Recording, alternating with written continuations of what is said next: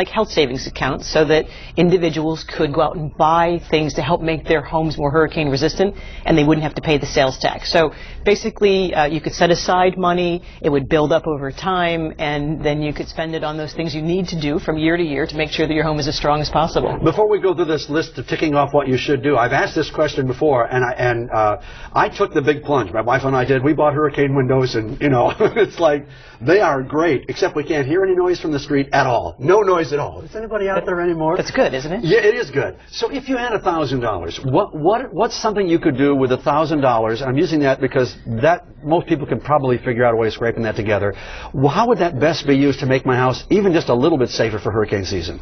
Well, I think the big question is, are you re-roofing? If you're fixing your roof or you're re-roofing, $1,000 can really do a huge amount of good for your roof, which is the largest potential opening on your house and really the first line of defense against hurricanes. Right. So for about $70 to $100 on an average house, if your roof is going on with smooth nails or staples, switch to what we call ring shank nails. They have a little ridge around them, and they basically double the connection strength. And then if you don't have a sealed roof deck, if you can see panels of OSB or plywood on your roof and there's a gap between them that keep them from buckling when they heat up, you can put tape over those seams, or you can put on a fully adhered membrane across the whole roof. That's going to cost you about $500 for an average house. Now, these are things when you're talking about the roofing, because I've talked to a couple of roofing contractors. Isn't this stuff that they're required by law to do right now or not? In Florida, yes. But again, we want to make sure people are doing it right, and there are contractors out there who are fabulous and will do exactly what they're supposed to do, and then there are some who will try to cut corners. So we want people to insist on the things that they should have, which are a sealed roof deck and ring shank nails, and make sure that you don't just get basic hurricane clips, but you get the straps that tie the roof to the top of the walls.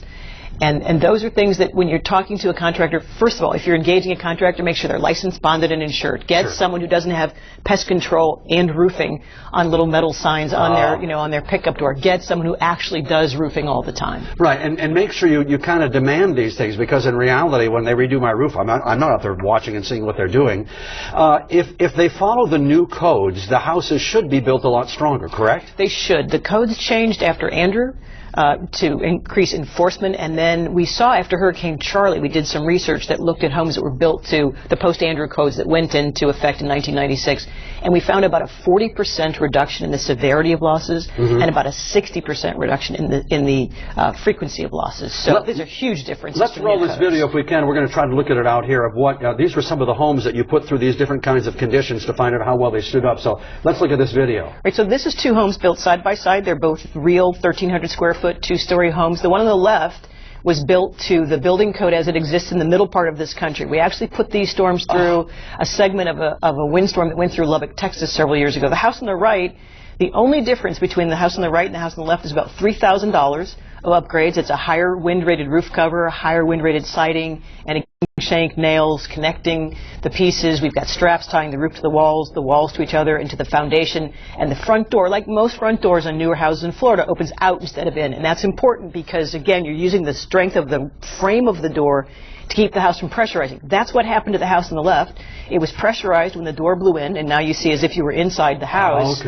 And it took seconds for it to come apart once it was pressurized. Oh, gosh, and you see it, from the bottom. So, in other words, the door needs to be open to the out, not to the in. Correct. So that when the wind is pushing on the door, it's actually pushing it against the frame as opposed to just pushing it. And that's another reason, by the way, to make sure you've got good, strong deadbolts. And also, if you've got French doors, you want the connections that go up into the frame and down into the floor.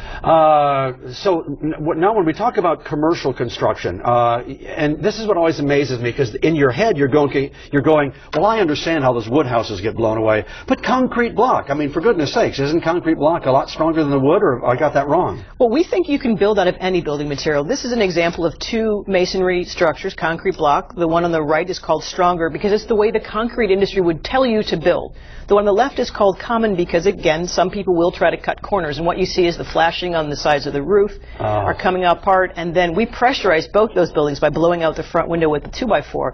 And as they pressurize, the same wind forces on each, about 74 miles an hour, the deck on the common building lifts up. The roof deck lifts up. And because there is no reinforcement in those masonry blocks along the long wall, it just collapses of its own weight. On the stronger building, again, very similar construction, the exact same materials, Difference in cost was only related to some installation issues like tying the roof to the walls and adding more reinforcement along the longer wall.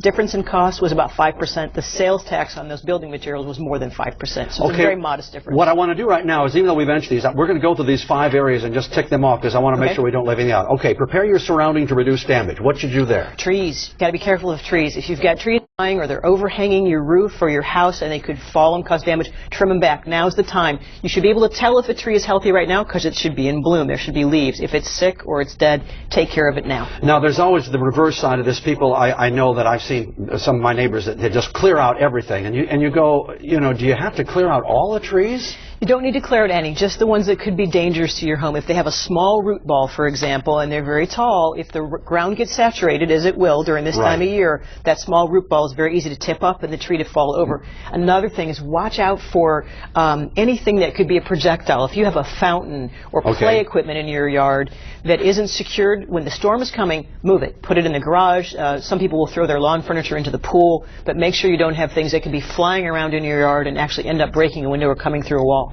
Okay, protect your building's openings. We mentioned that very briefly. There's some debris, large windows, garage doors. Garage doors, a huge potential opening. A lot of people down here have 2 and even 3-car garage doors, and you can get them reinforced. When you buy them from the manufacturer, it will come with labeling, and you'll see the bracing on the door. Or you can retrofit in a weekend. You can go and sink some posts vertically, and you can put a bar across horizontally, and you can reinforce an older door that way. Okay, we mentioned strengthening roof. You actually ensure that your building is tied together. We talked about that. Properly elevate your building. Again, you're hoping that the builder understands this? We are, and you know, unfortunately, in my neighborhood is a great example of this. There were several builders in there, and the grading of the property is different, and so my neighbor's water runs toward my yard on one side, and my yard runs toward the neighbor's on the other. So if you can regrade your property or put in some